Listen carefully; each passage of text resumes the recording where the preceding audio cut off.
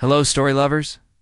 Tonight, we're diving into a tale of passion, secrets, and choices that could change everything. Hearts will be broken, love will be tested, and every twist will leave you on the edge of your seat. Comment below where you're watching from. And if this story moves you, hit like, subscribe. Share it with someone who loves a powerful love story. And tap the bell so you never miss the next thrilling chapter. Ready? Let's begin. Asterisk. The city rain hammered against the hospital window as Evelyn Carter pressed her forehead against the cold glass. Below, the streets blurred into rivers of light and shadow. Behind her, monitors beeped steadily, tracking her mother's failing heartbeat. "Miss Carter?" The nurse's voice was gentle but firm. "Visiting hours end in 10 minutes. Evelyn nodded without turning. Her reflection stared back at her, hollow-eyed and exhausted. 26 years old, and she looked ancient. 3 jobs, 16-hour days. Still not enough to cover the medical bills piling up like tombstones. She walked to her mother's bedside and took her hand. The skin felt paper-thin, almost translucent. "I'll figure it out, Mom," Evelyn whispered. "I promise." Her mother's eyes fluttered open. For a moment, recognition sparked. Then guilt, sharp and cutting. "Evie, I'm so sorry. For everything. For the burden I've become, don't." Evelyn's throat tightened. "You're not a burden. You're all I have." But her mother had already drifted back into that gray space between consciousness and oblivion. Evelyn left the hospital at midnight. The subway platform was nearly empty, just her and a businessman in an expensive suit reading something on his phone. She didn't notice him watching her. Studying her, David Blackwood had been following Evelyn Carter for 3 months. He knew her routine better than she did. Morning shift at the coffee shop. Afternoon at the accounting firm. Evenings at the hospital. Weekends cleaning offices.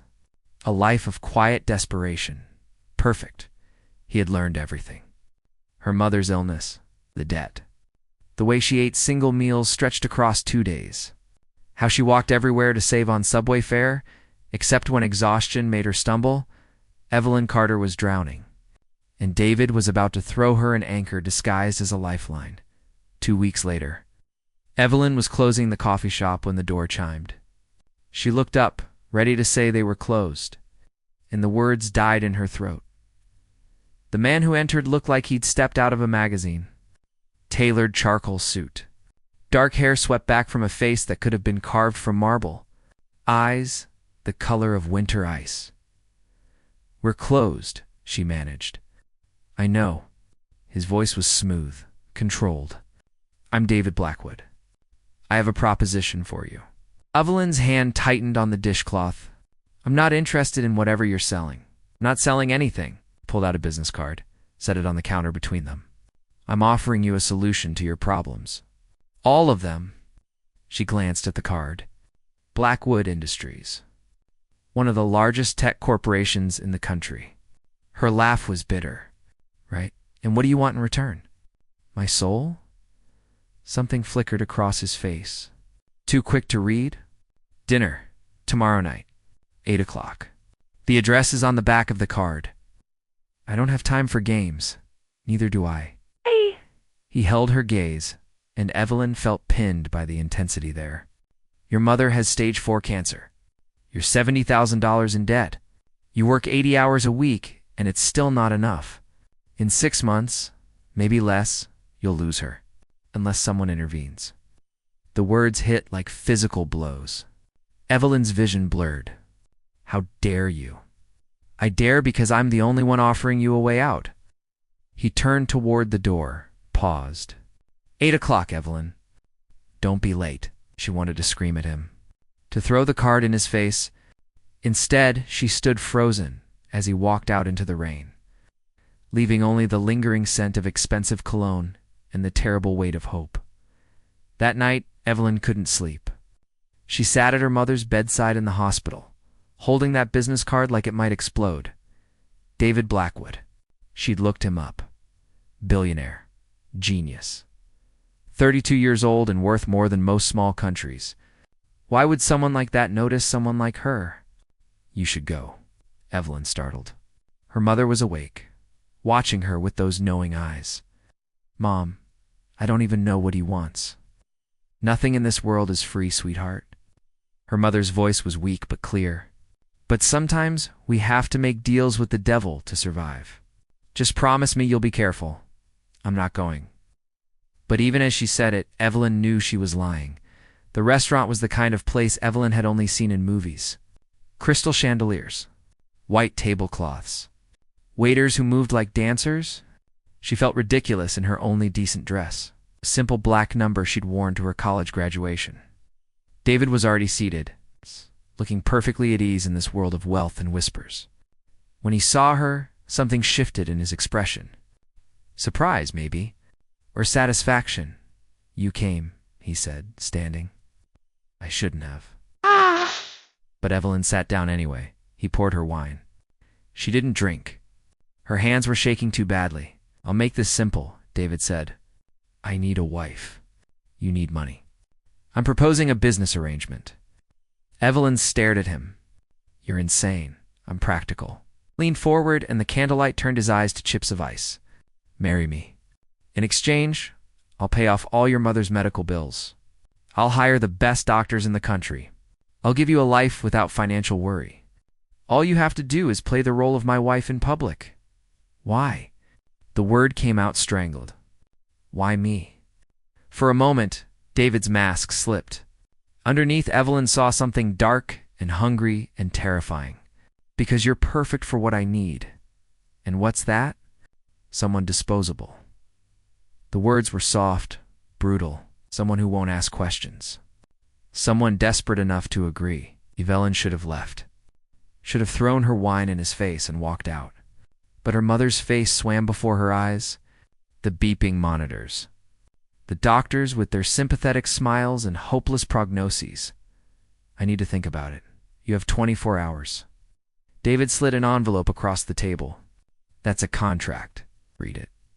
Tomorrow night, same time, I need your answer. Evelyn took the envelope with numb fingers. She didn't sleep that night either. Just read the contract over and over until the words blurred together. It was exactly what he'd said. A business arrangement. Marriage for 3 years. Separate bedrooms. Public appearances as needed. In exchange, complete financial security. Her mother's treatment. A trust fund that would keep her comfortable for life. All she had to do was sell herself to a stranger. The next evening, Evelyn walked into that restaurant with her spine straight and her decision made.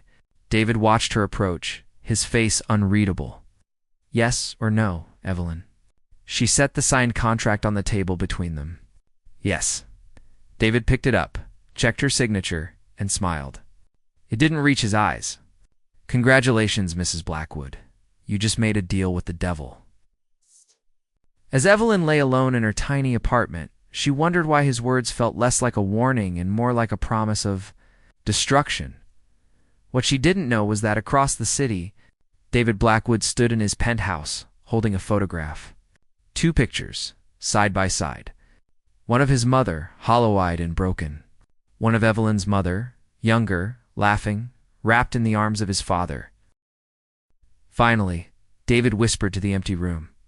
Finally, you'll pay for what you did to her, and your daughter will suffer for your sins. He poured himself a drink and toasted his reflection in the window.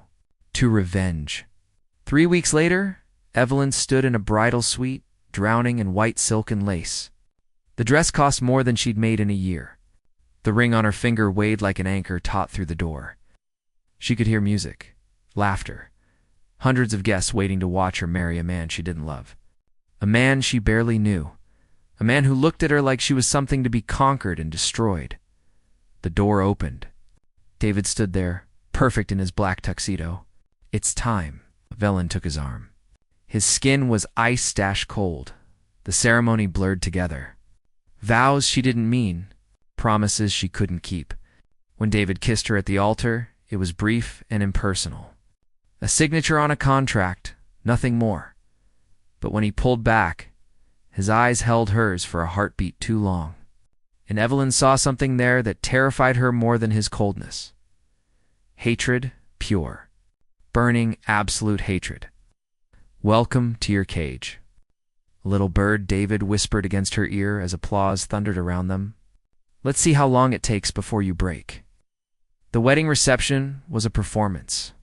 David's hand on her waist felt like a brand. Every smile, every touch, every word was calculated. A performance for the hundreds of eyes watching them.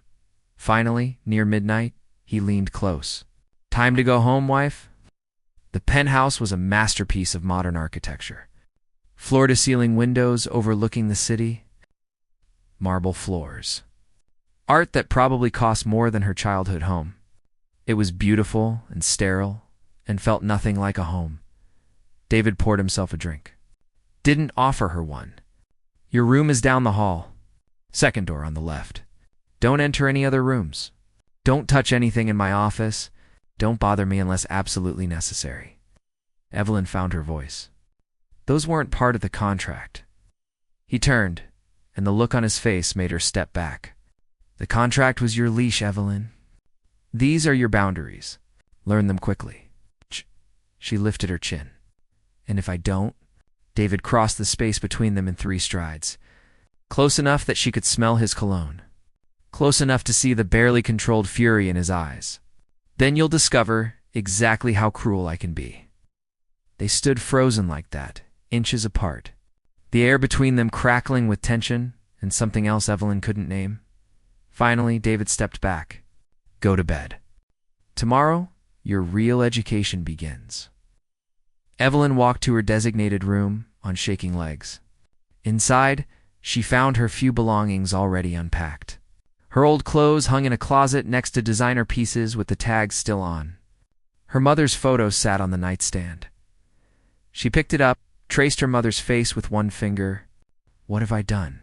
Down the hall, David stood in his own room, hands braced against the window, staring at his reflection.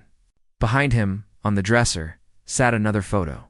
His mother, her eyes so like his own, sad, broken, dead at 45 from a broken heart. Soon, he promised her ghost.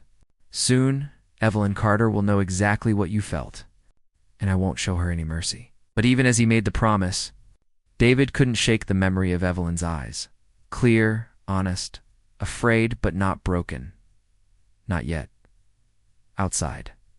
The city glittered like scattered diamonds.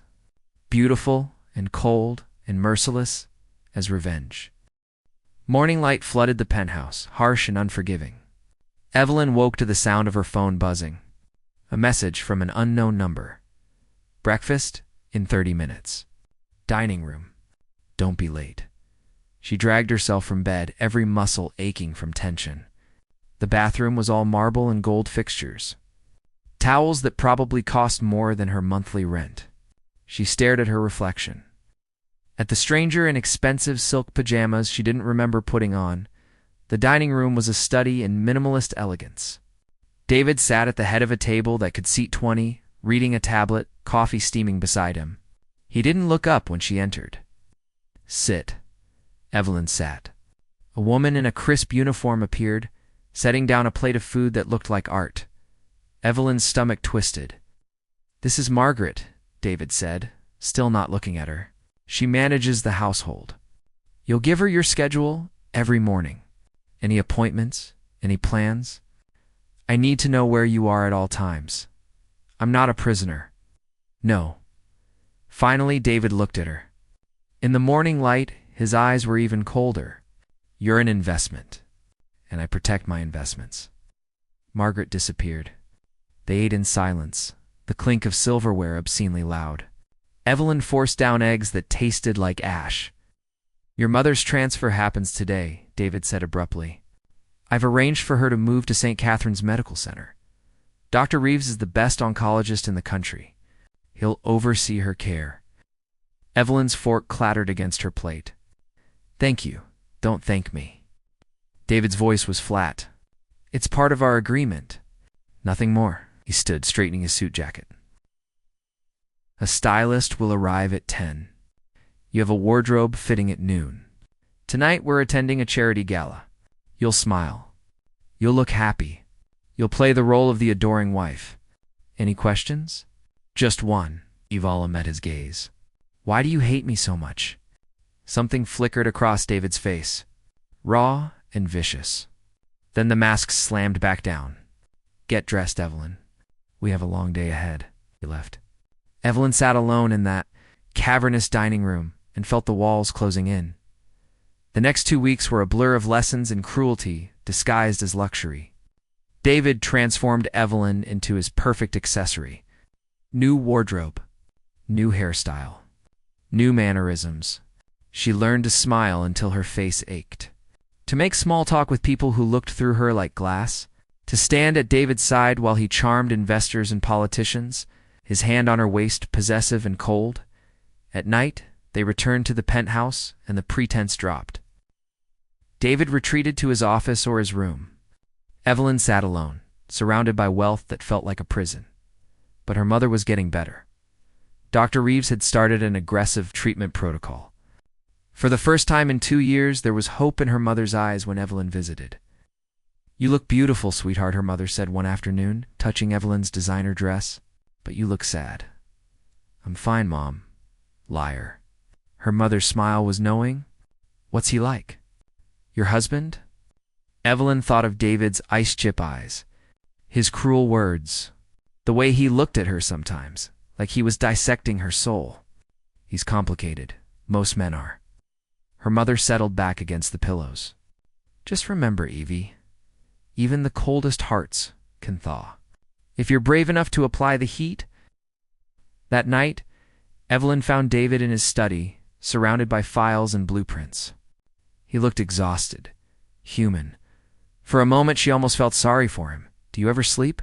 She asked from the doorway. David's head snapped up. I told you not to enter this room. The door was open. Evelyn stepped inside, saw the photographs on his desk before he could hide them. A woman with kind eyes and David's sharp cheekbones. His mother, clearly. And next to it, another photo. Evelyn's heart stopped. That's my mother. David's expression went arctic. Get out. Why do you have a picture of my mother? I said get out. He stood, and Evelyn saw fury radiating from him like heat. Now, Evelyn, not until you tell me why. David crossed the room in 3 strides, grabbed her arm. Not hard enough to hurt, but firm enough to feel like a threat. You want to know why? Fine. Your mother destroyed my family. She had an affair with my father. Tore apart my parents' marriage. My mother died of a broken heart while your mother walked away without a scratch. The words hit like bombs. Evelyn's vision swam. No, that's not true, isn't it? David's grip tightened. Ask her. Ask your perfect, loving mother about Richard Blackwood. About the married man she seduced. About the wife she destroyed. Let go of me. Why? His voice dropped to something dangerous. Does the truth hurt, Evelyn? Good. Now you know how I felt. How my mother felt. Every single day, until she died. Evelyn yanked her arm free. My mother would never do that. Really? David laughed, cold and bitter. Then explain the photographs. The love letters I found in my father's things after he died. Explain why your mother left town 30 years ago and never came back. 30 years ago. When Evelyn was born, the timeline clicked into place. Horrible and devastating. No, Evelyn whispered. Double quotes, yes. Ovid's smile was cruel. Now you understand. I didn't marry you because I needed a wife, Evelyn. I married you to destroy you. Just like your mother destroyed my family. This is revenge. Pure, simple, and you walked right into my trap. Evelyn felt something inside her crack. You're lying, am I? David pulled open a drawer, threw a folder at her. Photographs spilled out. Her mother, younger, laughing with a handsome man. David's father. Letters in her mother's handwriting? Confessions of love. Promises. Evidence she couldn't deny. I've waited years for this, David said softly. Years to make the daughter of Helen Carter suffer. And now I have you exactly where I want you. Trapped in a marriage you can't escape. Dependent on me for your mother's survival. Tell me, Evelyn, how does it feel to realize you're nothing but a pawn in my game? Evelyn's hands shook as she gathered the photographs. You're a monster. Yes. David stepped closer. And you're mine. Remember that. She fled. Down the hall, into her room, slamming the door behind her.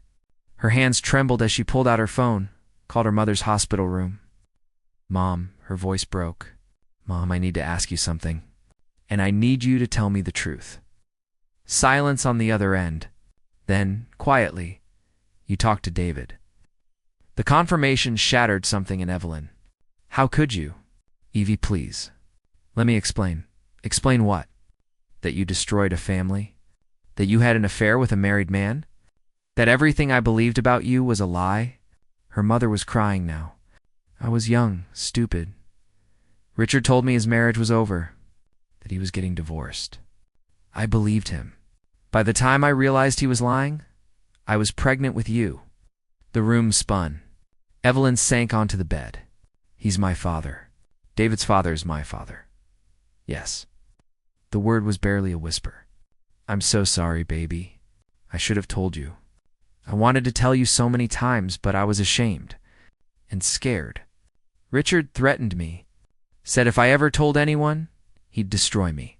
So I ran, came here, started over, raised you alone. Evelyn couldn't breathe. David doesn't know, does he, that I'm his half-sister? I never told Richard about you. And after he died, I thought it was better that way. Better? Evelyn's laugh was hysterical. Mom, David married me to destroy me. He's been planning this for years.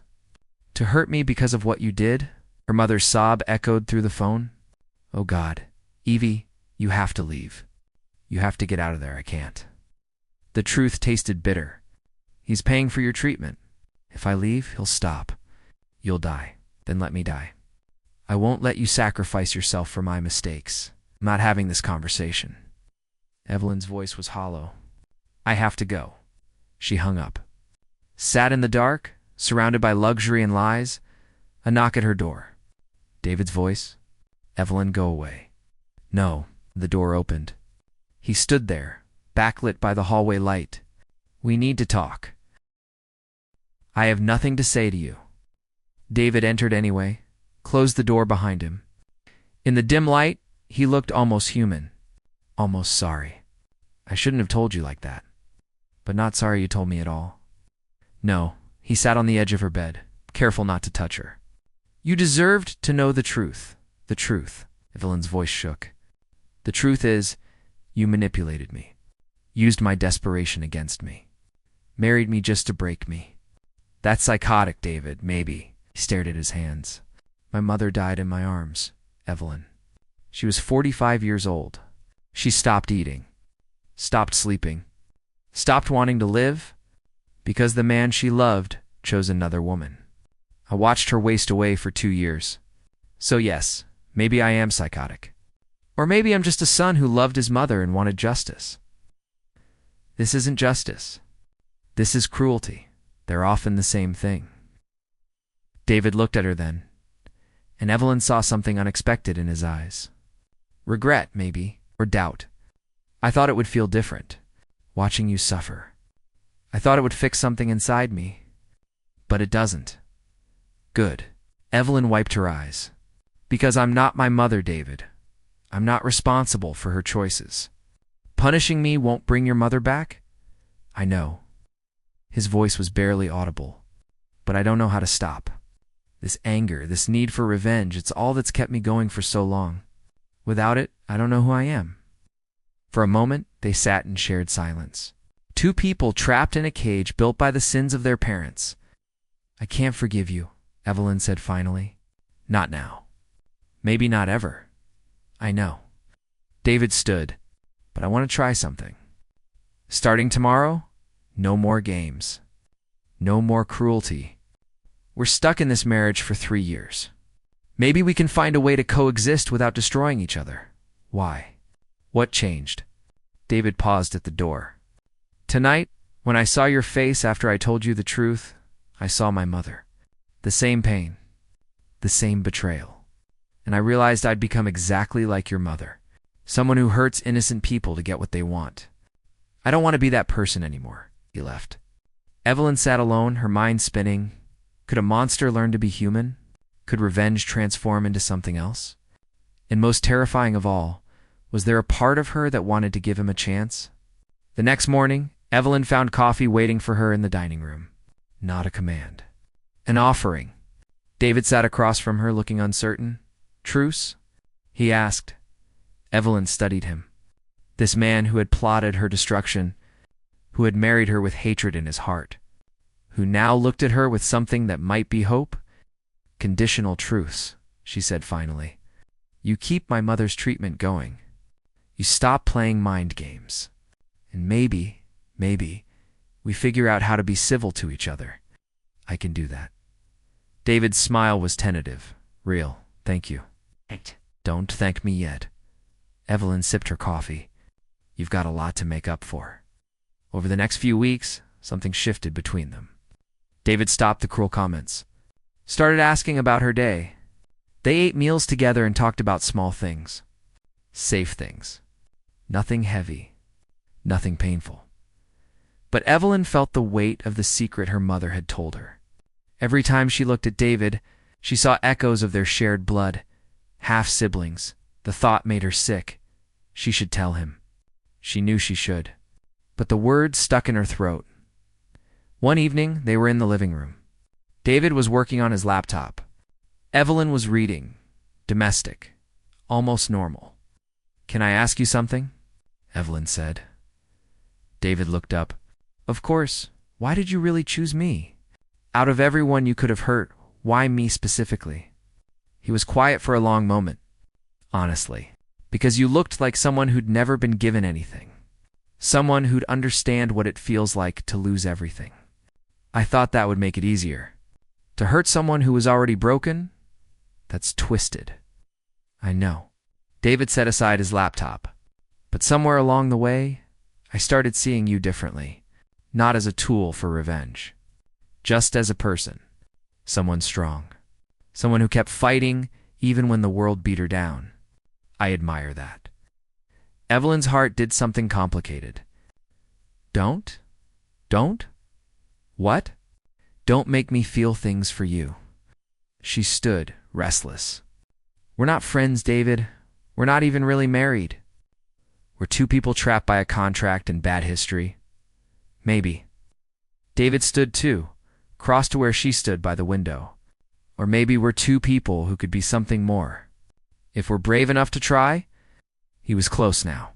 Close enough that Evelyn could feel the heat of him, could smell his cologne, could see the way his eyes had softened from ice to something warmer. This is dangerous, she whispered. I know. His hand came up, traced her cheek. Gentle, asking permission. But maybe dangerous is what we both need. Evelyn should step back, should remember that this man had wanted to destroy her. But her body betrayed her, leaning into his touch. David, tell me to stop, he murmured. Tell me this is wrong. Tell me you hate me. But Evelyn couldn't, because somewhere in the last few weeks the hatred had transformed into something else. Something complicated and terrifying and real. His lips brushed hers, soft, questioning. Evelyn's hands fisted in his shirt. She kissed him back. Not with passion, but with all the confusion and anger and unexpected tenderness swirling inside her when they broke apart. Both were breathing hard. This doesn't fix anything, Evelyn said. I know. David rested his forehead against hers. But maybe it's a start. That night, Evelyn lay awake, her lips still tingling from that kiss. Down the hall, David sat in his study, holding the photograph of his mother. I'm sorry, he whispered to her ghost. I don't think I can do this anymore. I don't think I can hurt her. Even for you. Neither of them knew that in the darkness outside, someone was watching the penthouse. Someone who knew all their secrets. Someone who was about to destroy the fragile peace they'd built. Revenge, it turned out, was contagious, and their story was far from over. 3 months into their marriage, Evelyn woke to sunlight streaming through unfamiliar windows. She was in David's bed. His arm was draped across her waist, his breathing steady against her neck. They hadn't crossed that final line, but they'd been dancing around it for weeks now. Stolen kisses, tangled sheets, hands exploring skin in the dark. Each night, pushing boundaries, testing limits, Evelyn carefully extracted herself, padded to the bathroom. In the mirror, she looked different, softer, almost happy. The woman staring back at her wore expensive silk, had perfect hair, glowing skin. But underneath, she was still that girl from the hospital, drowning in secrets. She had to tell David the truth about their connection, their blood. But every time she tried, the words turned to ash in her mouth, because somewhere along the way, revenge had transformed into something that felt dangerously like love. David was making coffee when she entered the kitchen. He looked up, smiled, the kind of smile that made her heart stutter. "Morning, wife. Morning, husband." The words still felt foreign, but less painful than before. He poured her a cup, their fingers brushing. That simple touch sent electricity through her veins. "I have a surprise for you today." "I don't like surprises." "Like this one?" David's eyes sparkled. Actually sparkled. Like a man capable of joy instead of just calculation. "Pack a bag. We're taking a trip." 2 hours later, they were on David's private jet, heading to his family estate upstate. Evelyn watched the clouds roll past, feeling the weight of impending revelation pressing down on her chest. "Tell me about your mother," she said suddenly. David's smile dimmed. "Why? Because all I know is that she died. That my mother hurt her. But I don't know who she was. As a person, was quiet for so long Evelyn thought he wouldn't answer. Then she was kind. Too kind for her own good. She loved my father completely, blindly.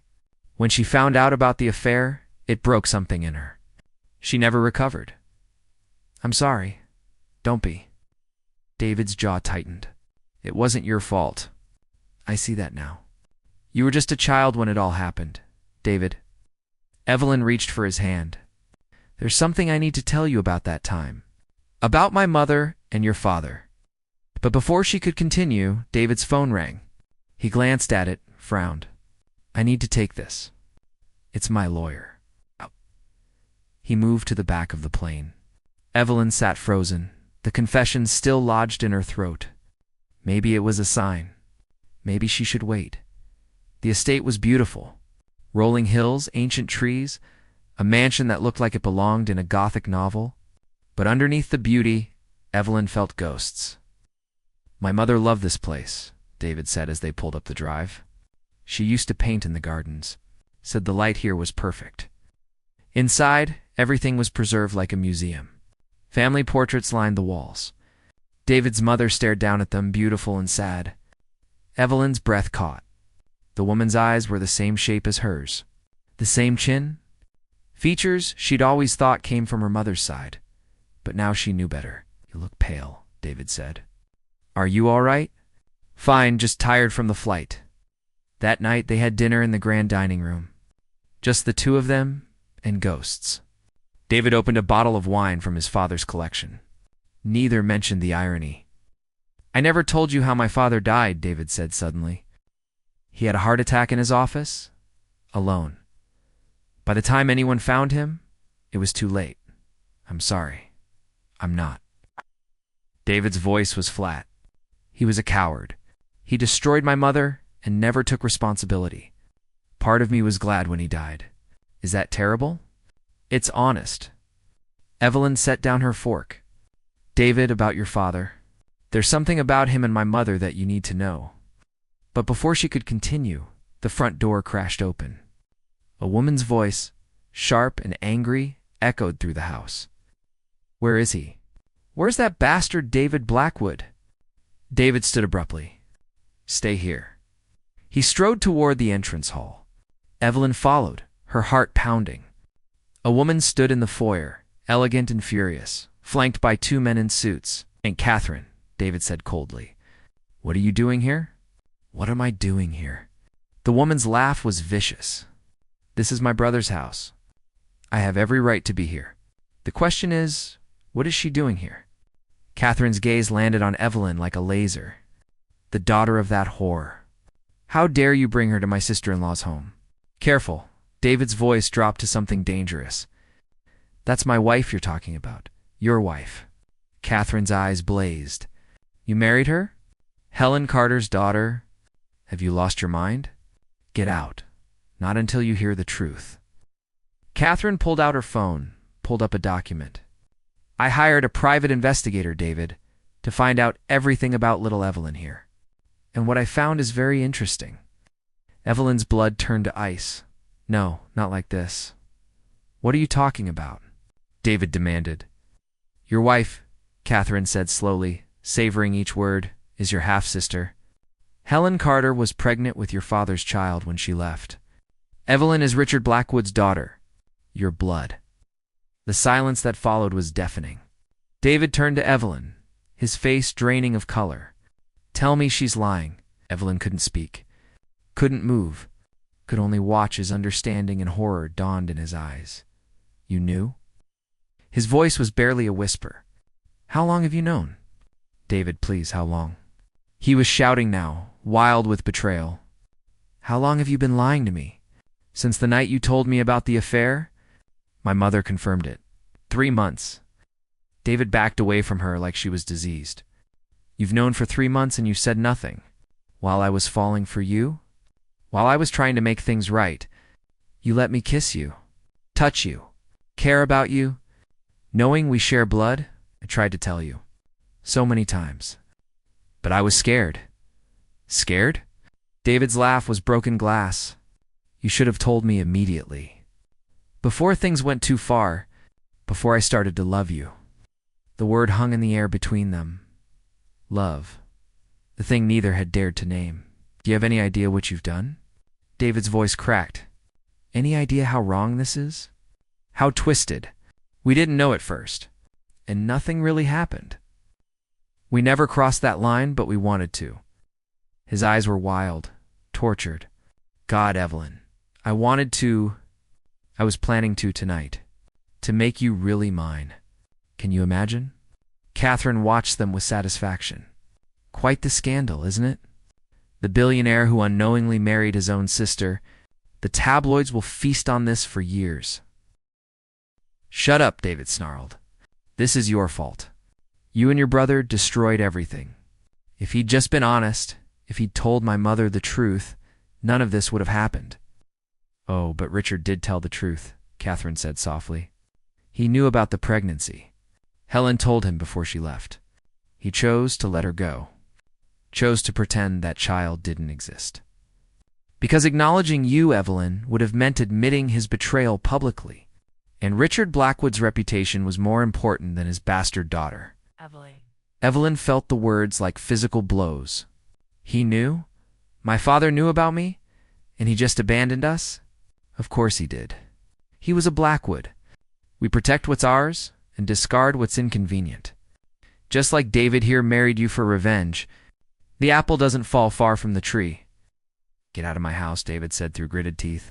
Now, before I do something I'll regret. Catherine smiled. Gladly. I've already leaked the story to the press. By morning, everyone will know the truth. Your perfect revenge plot turned into an incestuous farce. Enjoy your scandal. Shh.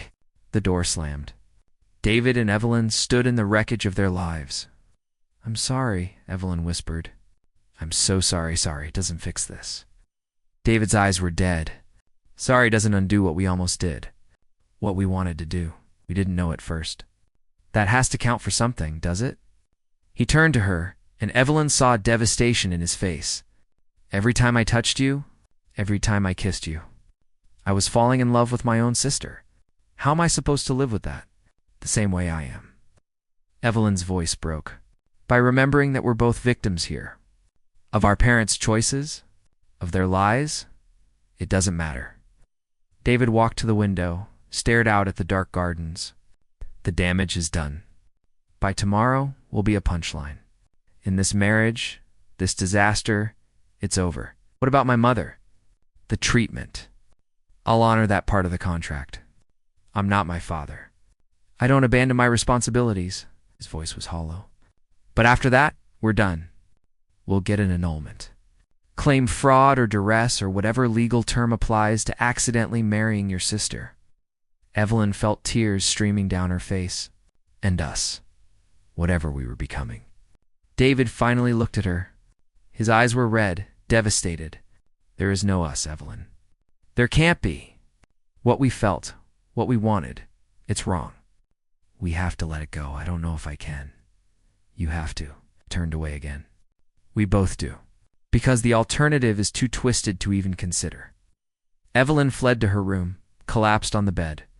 Her phone was already exploding with notifications, news alerts, social media posts, photos of her and David with headlines that made her sick. Billionaire's twisted revenge. Blackwood marries own sister. Incestuous marriage rocks high society from revenge to revulsion. The Blackwood scandal. She turned off her phone, buried her face in the pillow, and sobbed down the hall. David sat in his father's study, holding a letter he'd found in a locked drawer.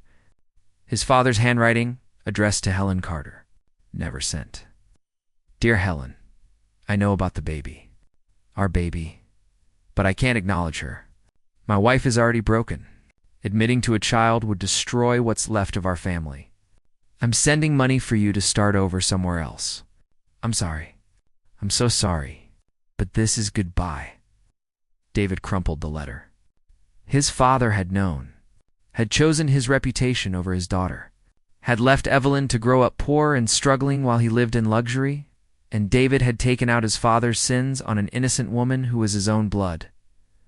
I'm just like you, David whispered to his father's ghost, a coward who destroys the people who don't deserve it. He stood, walked to Evelyn's room, knocked softly. Evelyn? She opened the door, eyes swollen from crying. What? I found a letter. From my father to your mother. He knew about you. He chose to abandon you, I know. Her voice was defeated. Catherine told us, I'm sorry. David's voice cracked. For all of it. For dragging you into this. For using you. For making you feel things you shouldn't have felt. For being angry when you were just as much a victim as me. We're both victims, Evelyn said. And both guilty. I should have told you sooner. They stood in the doorway, inches apart but miles away. To people who'd found something beautiful in the wreckage and watched it burn. I meant what I said earlier, David whispered. About falling for you? If things were different? If we weren't related? I think I could have really loved you. I think I could have loved you too. Evelyn's tears fell freely now. That's what makes this so cruel. We found each other in the worst possible way, at the worst possible time. David reached out, wiped a tear from her cheek. The gesture was tender. Final goodbye, Evelyn. Goodbye, David. He turned to leave. Evelyn's voice stopped him. David, when this is all over, when the scandal dies down and we've moved on with our lives, do you think we can be friends? Not lovers. Not spouses. Just a people who understand each other's pain? David looked back at her, his smile sad and broken. I don't know, maybe ask me in a year when it doesn't hurt so much to look at you. He walked away. Evelyn closed her door and slid down it, her world crumbling around her. Outside, dawn was breaking. Inside, two hearts were breaking too. And somewhere in the space between revenge and redemption, different kind of love was dying before it ever had a chance to live. The cruel irony wasn't lost on either of them. They'd both sought to hurt each other and ended up destroying themselves instead. Revenge, turned out, was a poison that killed everyone it touched. 6 weeks after the scandal broke, Evelyn stood in her mother's hospital room, watching machines breathe for her. Dr. Reeves had delivered the news that morning. The cancer was spreading, faster than they'd anticipated. The treatments David funded were keeping her alive, but barely. How long? Evelyn had asked. 6 months. Maybe less. Now, Evelyn held her mother's hand and felt rage burning through her veins. Not at death, at waste. At the years her mother had spent running from shame instead of living. At the choices that had brought them all to this moment. I'm so sorry, baby, her mother whispered, barely conscious. For all of it. For Richard? For not telling you? For ruining your life? You didn't ruin my life, Mom. You gave me life. That's all that matters now. but they both knew it was a lie. Evelyn left the hospital as the sun was setting, painting the sky in shades of blood and fire. Her phone buzzed. A message from David's lawyer. "Annulment papers are ready. Please come to the office at your earliest convenience." The end of a marriage that should never have begun. Evelyn should feel relieved. Instead, she felt hollow. She'd moved out of the penthouse 4 weeks ago, back to a small apartment David's lawyer had arranged. They hadn't spoken since that night at the estate. Hadn't seen each other, except in passing glimpses on the news. David had retreated from public life. His company's stock had taken a hit, but the Blackwood empire was too vast to crumble from scandal alone. Rumors said he was drinking heavily, working himself to exhaustion. Trying to forget, Evelyn understood. She was doing the same thing. Her phone rang. Unknown number. She almost didn't answer. "Miss Carter?" A woman's voice, professional and cold. "This is Jessica Reeves, Dr. Reeves' assistant. There's been a complication with your mother's treatment." Evelyn's heart stopped. What kind of complication? The insurance authorization was canceled, effective immediately. "Without the funding, we'll have to move your mother to county care by end of week." "That's impossible." David signed a contract. 3 years of full medical care. "Sorry, Miss Carter, but Mr. Blackwood's office canceled the authorization this morning. Something about breach of contract terms. You'll need to speak with his legal team." The call ended. Evelyn stood frozen on the sidewalk, rage and terror warring inside her. David was cutting off her mother's treatment. After everything, after the revelations and pain and shared devastation, he was still taking his revenge. She called his number. It went straight to voicemail. Called his office. They refused to put her through. Finally, desperate, she went to the penthouse. The security guard tried to stop her. Evelyn pushed past him, into the elevator, used the key card she'd never returned. The doors opened on the familiar space, but it felt different now, colder, emptier. David stood by the windows, a drink in his hand, silhouetted against the city lights. He didn't turn when she entered. "Canceled my mother's treatment," Evelyn said. Double quotes, "Yes. Why?" "You promised." "The contract said 3 years." "The contract," David said slowly, still not turning, "was based on a marriage entered into under false pretenses. You withheld critical information. That's grounds for voiding all terms. So this is punishment? You're going to let my mother die because I didn't tell you fast enough that we're related?" Finally, David turned. Evelyn gasped. He looked terrible, gaunt, hollow-eyed, like he hadn't slept in weeks. "I'm not punishing anyone. I'm just done being manipulated by the Carter women. My mother's dying. She has 6 months. Maybe less. Whatever anger you feel toward me, toward her, she doesn't deserve this, doesn't she?" David's laugh was bitter. "She destroyed my family, tore apart my parents, never told my father about you, never gave him a chance to do the right thing. She made choice after choice that hurt people and never faced consequences. Maybe it's time she did." Evelyn crossed the room, got close enough to see the pain swimming in his eyes underneath the anger. "You don't mean that? You're not this person." "Yes, I am." David met her gaze. "I've always been this person, cruel, calculating out for revenge. You just wanted to believe I could be something else. Because you were. For those few months, you were kind. You were trying. I was pretending." But his voice cracked on the lie. "Just like you were pretending we could work, that what we felt was real and not some twisted product of our parents' sins. It was real." Evelyn's voice dropped to a whisper. "What I felt for you was real. Is real. Even knowing what we are to each other, even knowing it's wrong, I can't make it stop." David flinched like she'd struck him. "Don't." "Why not? We've already destroyed everything else. Might as well be honest about this too." Evelyn stepped closer, close enough to smell the whiskey on his breath, to see the tears he was fighting to hold back. "You loved me. You said it yourself. And I loved you. That doesn't just disappear because of biology. It has to." David's voice was ragged. "Evelyn, it has to. Because if it doesn't, if we keep feeling this way, Where does it end? How do we live with ourselves? I don't know. But cutting off my mother's treatment isn't the answer. That's just more cruelty in a story that's already drowning in it. David turned away, gripped the window frame. Every time I close my eyes, I see you. Every time I try to move forward, I'm back in that moment when I realized what we are, what we almost did. It's killing me, Evelyn. And having your mother alive is just a constant reminder of how badly everything went wrong. So let her die?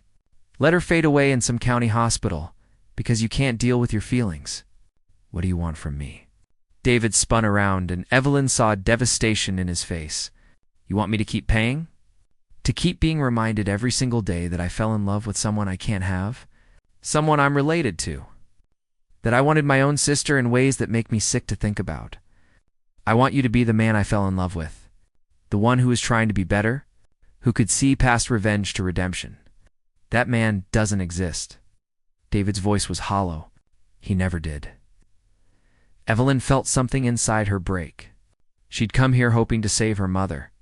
But standing in front of David, seeing his pain mirror her own, she realized this was about more than medical bills. This was about two people trapped by circumstances neither chose. Two people who'd found something beautiful in the ugliness and watched it get destroyed. What if I trade you something? Evelyn said suddenly. David frowned. What? Reinstate my mother's treatment. Keep your promise. And I'll give you what you wanted from the beginning.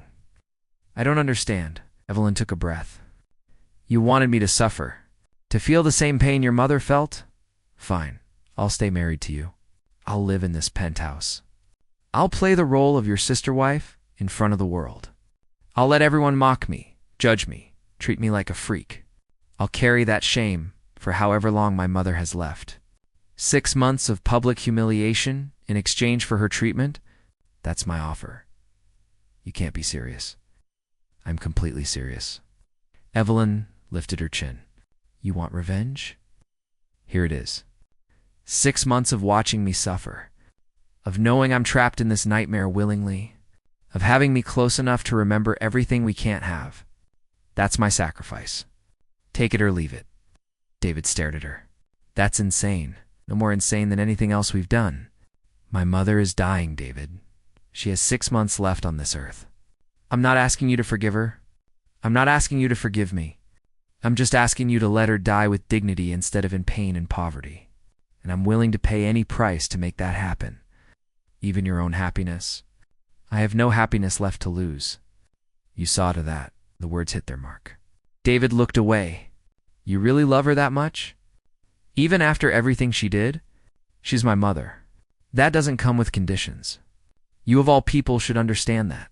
You loved your mother enough to plot revenge for years. I love mine enough to endure 6 months of hell. Silence stretched between them. Outside, the city glittered. Inside, two broken people negotiated the terms of their mutual destruction. Finally, David spoke. 6 months. You stay here. We maintain the appearance of marriage. In exchange, your mother gets full treatment until the end. After that, we're done. Annulment, divorce, whatever makes this legal travesty go away. Agreed? Agreed? They shook hands like business partners, sealing a deal. The touch sent electricity through Evelyn's veins. She saw David feel it too, saw him pull back like he'd been burned. I'll have the lawyers draw up an addendum to the contract, he said stiffly. You can move back in tomorrow. Fine. Evelyn turned to leave. David's voice stopped her. Evelyn, why are you really doing this? It can't just be about the money. There are other ways. Other hospitals? She looked back at him, her smile sad and broken. Because she's my mother. And because somewhere in all this mess, I learned what you learned.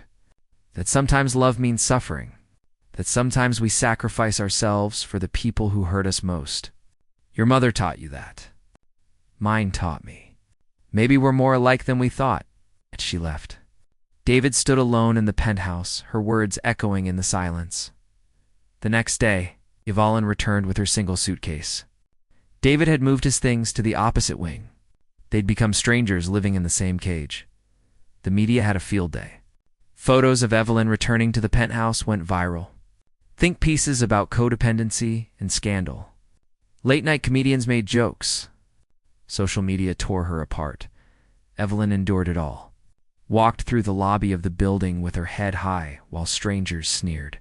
Attended the mandatory charity events on David's arm while people whispered. Smiled for cameras while her soul died by degrees. David watched her suffer and felt his heart break again and again. This wasn't revenge. This was torture for them both. 2 months passed. Evelyn's mother was stable, comfortable. The treatments were working. Maybe she'd have more than 6 months. Maybe the sacrifice would buy Evelyn a year. Maybe more, but the price was steep. Evelyn grew thinner, quieter. The light in her eyes dimmed. One night, David found her standing by the windows where they'd first admitted their feelings. Tears streaming silently down her face. Evelyn. She didn't turn. She had a good day today. My mom? She was lucid, happy. We talked about my childhood. About the good times, before everything got complicated, it was almost normal. That's good, is it? Evelyn's voice broke. Because all I could think was how much time we wasted.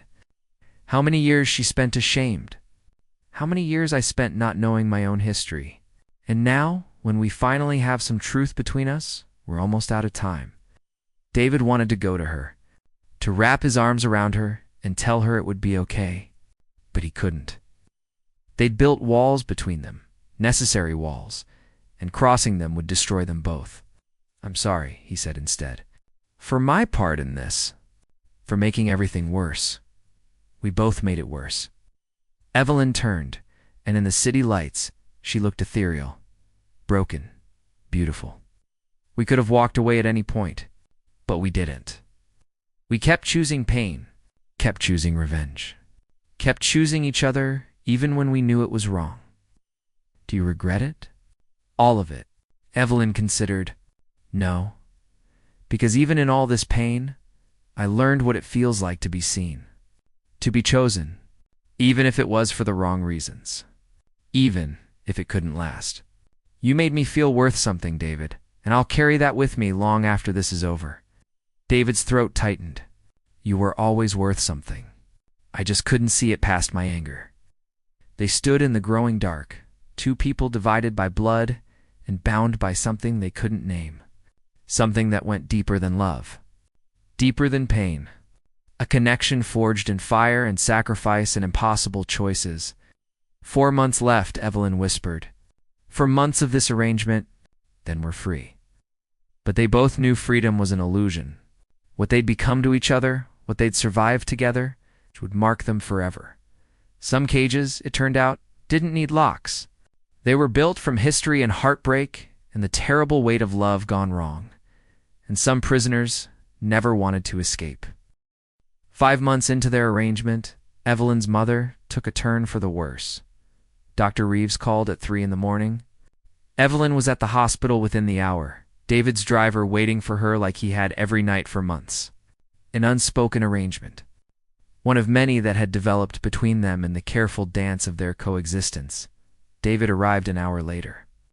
Still in yesterday's clothes, eyes rimmed with exhaustion, he found Evelyn in the waiting room, staring at nothing. You didn't have to come, she said quietly. Yes, I did. David sat beside her, careful to maintain distance. How is she? Fading? Evelyn's voice was hollow. Dr. Reeves said it could be hours. Maybe a day. They sat in silence. Around them, the hospital hummed with life and death, and all the messy in between. After a while, David spoke. I need to tell you something. Something I should have said months ago. Evelyn turned to look at him. In the harsh fluorescent light, he looked older, worn, but there was something in his eyes she hadn't seen before. Peace, maybe, or acceptance. I've spent the last 5 months watching you sacrifice yourself for your mother, David continued. Watching you endure humiliation and pain and judgment, all for a woman who made terrible choices. And I finally understand what I couldn't see before. Love isn't about deserving. It's about choosing to give yourself even when it costs everything, David. Let me finish. Took a breath. My mother loved my father completely. It destroyed her. I always saw that as weakness. But you've taught me it's actually the bravest thing a person can do. To love someone fully, knowing they might destroy you. To sacrifice yourself for people who don't deserve it. That's not weakness. That's strength. Evelyn felt tears building. Why are you telling me this now? Because your mother is dying. And I don't want her to die believing her daughter's life was ruined because of her choices. I want her to know that you're going to be okay. That someone will take care of you after she's gone. Not because of obligation or guilt, but because you deserve it. I'm going to be fine. The arrangement ends in a month anyway. We both walk away. What if I don't want to walk away? The words hung in the air between them. Evelyn's heart stuttered. What are you saying? I'm saying I've spent 5 months trying not to love you, David said quietly. Trying to see you as my enemy? As my sister? As anything except the woman who somehow saw past my worst self and made me want to be better? But I can't do it anymore, Evelyn. I can't keep pretending that what I feel for you is wrong when it's the only thing in my life that feels right. We're related. That doesn't just change because we want it to. I know. David finally looked at her. Really looked at her. But we're also to people who found each other in impossible circumstances. Who learned to forgive when forgiveness seemed impossible. Who chose each other again and again despite every reason not to. That has to mean something. It can't mean what you want it to mean. Why not? David's voice rose. People in the waiting room looked over. He lowered his voice, leaned closer. We share a father neither of us knew. We were raised in different worlds by different mothers. We have no shared history. No childhood memories. No family bonds beyond biology. In every way that matters, we're strangers who fell in love. The world won't see it that way. The world has already judged us. We've survived their judgment for months. What's the rest of our lives? Evelyn wanted to believe him. God, she wanted to. But the weight of their reality pressed down on her like stones. It's not that simple. It could be. David reached out, caught her hand. The touch sent electricity through both of them. After your mother passes, we could leave. Go somewhere no one knows us. Start over with new names, new lives. Just 2 people with a complicated past trying to build something better. You'd give up everything? Your company? Your name? Your entire life? In a heartbeat? Because none of it means anything without you. Evelyn pulled her hand back. You're talking about running away. About hiding. About being ashamed of what we are? I'm talking about survival. About choosing happiness over the opinions of people who don't matter. About writing our own story instead of letting our parents' mistakes define us forever. Miss Carter? A nurse appeared in the doorway. Your mother is asking for you. Evelyn stood. David stood with her. Can I come? He asked. I don't think that's a good idea. Please. Let me apologize to her. While there's still time, Evelyn studied him. This man who had wanted to destroy her mother. Who had married her daughter for revenge. Who now looked at her with something that might be genuine remorse. Okay, she said finally. But if she gets upset, you leave immediately. They entered the room together.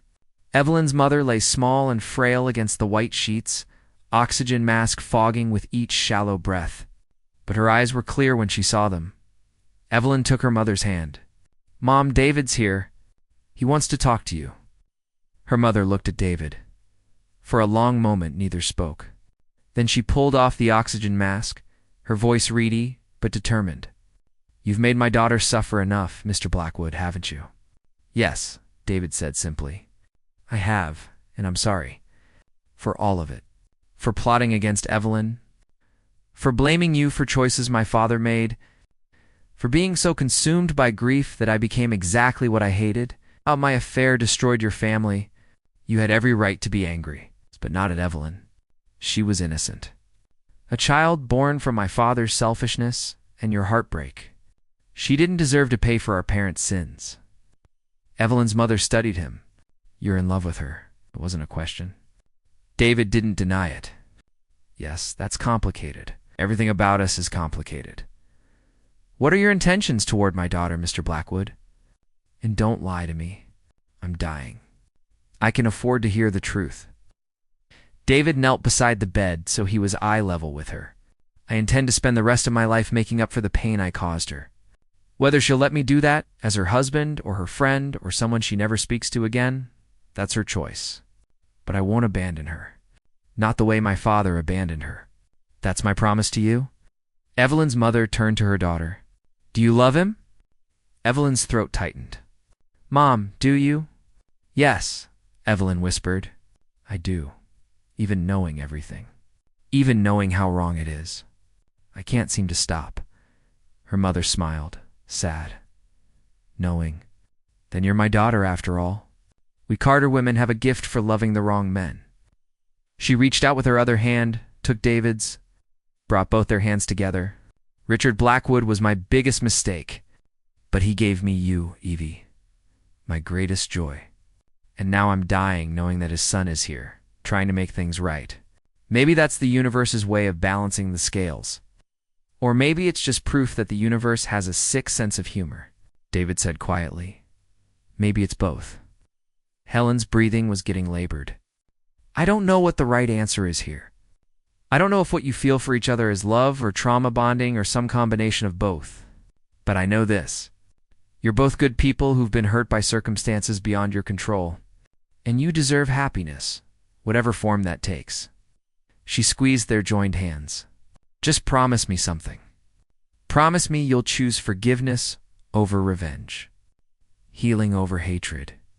Love over the opinions of people who will never understand your story. Can you do that? Yes, they said together. Helen smiled. Good. That's all a dying mother can ask for. Over the next few hours, Helen drifted in and out of consciousness. Evelyn sat by her side, telling stories about growing up, about the good times, the hard times, all the moments that made up a life. David sat in the corner, bearing witness, as dawn broke through the hospital windows.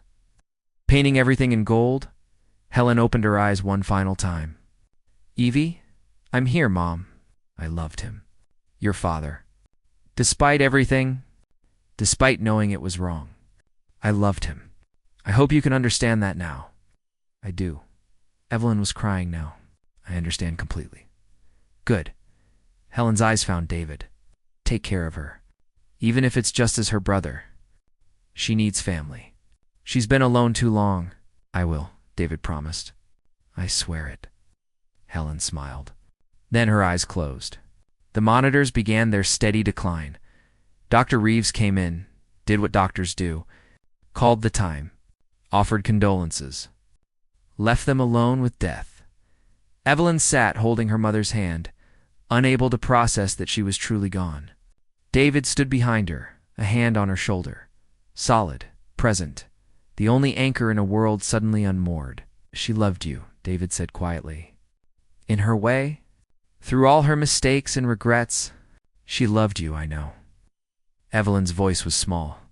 I just wish we'd had more time. More truth between us. We rarely get all the time we want. We just have to make peace with the time we had, as they stayed until the sun was fully up. Until the hospital staff gently suggested they should go. David handled the arrangements, made the calls. Evelyn moved through it all like a ghost. Back at the penthouse, Evelyn collapsed on the couch. David brought her tea. She didn't drink. Sat beside her in silence because words felt inadequate. I should feel relieved, Evelyn said finally. She's not suffering anymore. She got her wish, to die with dignity, with the best care. But all I feel is empty. That's grief. It doesn't care about logic. I'm alone now. Really alone? No family, no roots. Just me. You're not alone. David turned to face her. You have me. For whatever that's worth. Evelyn looked at him. This man who had entered her life as an enemy, who had become her husband, her brother, her impossible love. What are we going to do, David? Now that the 6 months are almost up? Now that my mother is gone? What happens to us? I don't know. But I meant what I said at the hospital. I want to try. To find a way forward that doesn't destroy us both. How? We can't be what we want to be. The world won't let us. Then we make a new world. David took her hand. We leave. Start over somewhere else. I've been thinking about this for weeks. There are places where no one knows us. Small towns. Foreign countries. Places where we could just be two people trying to heal. You'd really do that? Walk away from everything. I've already lost everything that mattered. My mother, my innocence. My chance at a normal life. But I haven't lost you yet. And I'm not ready to. Evelyn studied his face. Saw the sincerity there. The hope. The fear. We're related, David. That doesn't change no matter where we go. I know. But maybe it doesn't have to define us. We share a father we both despised. We were raised separately. We met as adults. In some cultures, in some places, that wouldn't even be considered incest. We're two people with some shared DNA who fell in love despite impossible odds. And in other places, we'd be criminals. Outcasts. We're already outcasts here. At least if we leave, we could be outcasts together. In peace, Evelyn closed her eyes. Exhaustion and grief and something that might be hope warred inside her. I need time to think, to process my mother's death, to figure out who I am without her. Take all the time you need. I'm not going anywhere. 2 weeks later, Evelyn stood at her mother's grave. A simple stone in a peaceful cemetery. Helen Carter, beloved mother. The words felt inadequate for a life so complicated. I don't know what to do, Mom, Evelyn whispered to the stone. Part of me wants to run away with David, to try to build something beautiful from all this ugliness. But another part of me thinks that's just avoiding reality. That we're using each other as a bandage for wounds that need to heal separately. The wind rustled through the trees. No answer came. David had given her space. Moved to a hotel. Left her alone in the penthouse to think. But Evelyn found she missed him. Missed his presence. His quiet strength. The way he understood her pain without needing words. She picked up her phone, called him. He answered on the first ring. Evelyn. I've made a decision, she said. Can you meet me? At the place where we first had dinner, where you proposed this whole arrangement. I'll be there in 30 minutes. The restaurant looked different in daylight. Less magical. More real. David was already seated when she arrived. He stood when he saw her, uncertain. Thank you for coming, Evelyn said. Of course, they sat. Ordered coffee, neither of them would drink. The silence stretched. Finally, Evelyn spoke. I've thought about your offer. About running away. Starting over. And I can't do it. David's face fell. Okay, not because I don't love you. I do. God help me. I do. But because running away won't fix what's broken inside us. We need to heal. Separately. To figure out who we are without all this drama and trauma defining us. So this is goodbye. For now, Evelyn reached across the table, took his hand. I need time, David. Time to grieve my mother. To process everything that's happened. To build a life that's mine, not one built on contracts and revenge and impossible love. And you need that too. To forgive yourself. To let go of the anger you've carried for so long. How much time? I don't know. A year? Maybe more. Maybe less. David's grip tightened. And after that time? What then? Then we see where we are. If what we feel is real or just trauma, if we can look at each other without seeing our parents' mistakes, if there's a way forward that doesn't require us to lie about who we are, that's a lot of ifs. It's all we have. Evelyn's eyes shone with tears.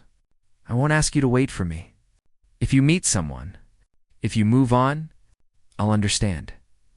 But I need you to understand too. I need this time.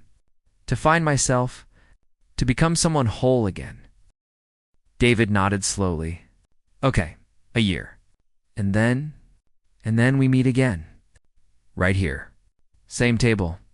And we see if what we felt was real or just two broken people clinging to each other in a storm. What if it was real? What if a year from now we still feel the same way? Evelyn smiled through her tears. Then we'll figure it out, together. But this time with clear heads and healed hearts. This time making a choice, not running from one. David stood, came around the table, pulled Evelyn to her feet. For a long moment, they just looked at each other.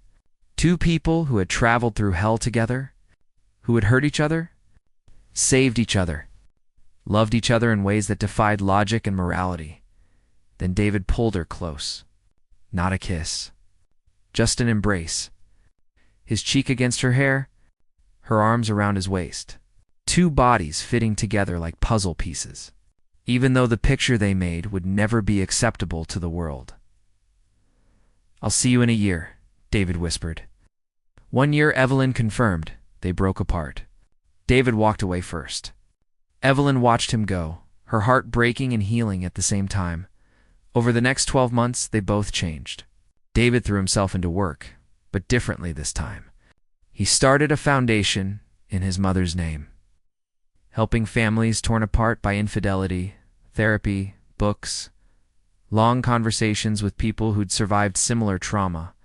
Slowly, the anger that had defined him began to fade.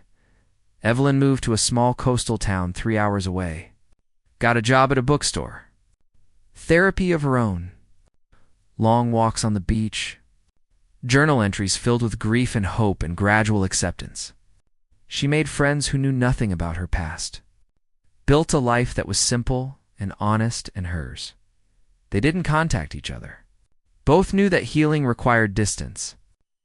But Evelyn found herself thinking of David often, wondering if he was okay, if he was happy. If he thought of her too, David kept a calendar counting down the days, marked each one off like a prisoner awaiting release, or a penitent awaiting absolution. 365 days after they said goodbye, Evelyn stood outside the restaurant. Her hands were shaking. She looked different, healthier, at peace. The ghosts that had haunted her eyes were gone. She walked inside, found the same table. David was already there. He looked different too. The hard edges had softened. His eyes were clear. There was something lighter about him, like he'd finally put down a weight he'd been carrying his entire life. They stared at each other across the table. A year of healing, of growth, of becoming people who could choose instead of being chosen. Evelyn said. Hi. David's smile was tentative, real. You look good, so do you? She sought. How was your year? Hard, necessary, transformative. He paused. I saw a therapist. Talked through a lot of things. About my mother, my father, what I did, why I did it, and I learned that revenge doesn't heal wounds. It just creates new ones. That I needed to forgive myself before I could forgive anyone else. That love isn't about possession or control. It's about setting people free and hoping they choose to stay. Evelyn felt tears building. I learned similar things. That I spent my life trying to be perfect to make up for my mother's imperfections. That I let other people's choices define my worth. That I deserve happiness even if it looks different than what society expects. Do you still love me? David asked quietly. Yes. The word came without hesitation. But it's different now, clearer. Not built on desperation or trauma. Just a simple truth. I love you. In whatever form that can exist. Always have. But you were right. We needed this time. To become people who could love without destroying each other. They sat in silence. The question hung between them unspoken. Now what? I've thought about this moment for 365 days, David said finally. Imagined 100 different scenarios. But now that you're here, I realize I don't need anything to be different than it is right now. You're here. You're whole. You chose to come back. That's enough. Is it though? Evelyn leaned forward. Because I need to know, David, if we do this, if we try to build something together, what does that look like? We can't be a traditional couple. We can't have a normal marriage. So what can we be? Friends, David said simply. We start as friends. Two people with a complicated past who care about each other, who support each other, who are part of each other's lives without the romance that society would condemn. And if we want more than friendship, then we're honest about it. With ourselves, with each other, and we make choices that we can live with. David reached across the table. Evelyn took his hand. I'm not asking you to run away anymore, Evelyn. I'm not asking you to hide. I'm just asking if you'll let me be part of your life. However that looks, Evelyn felt something inside her settle. This was the answer. Not running. Not hiding. Just two people choosing each other in the only way they could. I'm moving back to the city, she said. I have a job offer at a publishing house. A small apartment in Brooklyn. A life that's mine. But I'd like you to be part of it. As my friend, my family, the person who understands me better than anyone. I'd like that. David smiled. And maybe someday, if we're brave enough, we'll figure out what else we can be. But for now, friends is enough. More than enough. They left the restaurant together, walked through the city streets as the sun set, painting everything in shades of gold and amber. Two people with a story no one would believe. A past no one would forgive. A future no one could predict. But for the first time in years, neither of them was carrying the weight of revenge or regret. They were just two souls who had found each other in the darkness and fought their way back to the light. 3 years later, Evelyn stood in a small gallery, surrounded by paintings. Her paintings, abstracts in shades of blue and gold, pain and healing rendered in brushstrokes. David stood beside her, proud and supportive. They lived separate lives, had separate apartments, but they were intertwined in ways that mattered. Sunday dinners, late-night phone calls, someone to call when things went wrong. Or right, the world still whispered about them sometimes, but the volume had decreased. Other scandals had taken their place, and mostly people had accepted what they'd become. Friends, family, something indefinable and precious. Your mother would be proud, David said quietly. Looking at a painting Evelyn had titled, Redemption. So would yours, Evelyn replied. They stood in comfortable silence. No need for more words. They'd said everything that mattered years ago. A woman approached. Young, curious. Excuse me, are you the artist? I am, Evelyn said. Your work is beautiful. So much emotion. What inspired this series? Evelyn glanced at David. He smiled, nodded. Permission? Understanding? A complicated love story, Evelyn said. About two people who hurt each other, healed each other, and learned that redemption isn't about becoming perfect. It's about becoming honest. That's beautiful, the woman said. Did it have a happy ending? Evelyn looked at David again. At this man who had entered her life as an enemy and become her greatest ally. At the journey they'd traveled, the pain they'd survived, the grace they'd found in accepting the impossible. It had an honest ending, she said finally. Which is better than happy. It's real, the woman moved on. David took Evelyn's hand. A simple gesture. One that could be friendship or something more. One that belonged only to them. Thank you, David said. For what? For not giving up on me?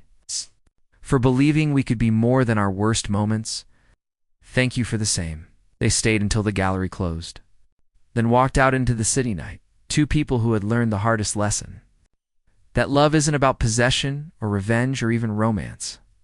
It's about choosing to see someone fully, flaws and all, and saying yes anyway. And sometimes, the most powerful love stories are the ones that don't end with a kiss. They end with a choice. To forgive. To heal. To build something real from the ruins of something impossible. David and Evelyn chose healing. And in that choice, they found something more valuable than the love they'd lost. They found themselves. The end.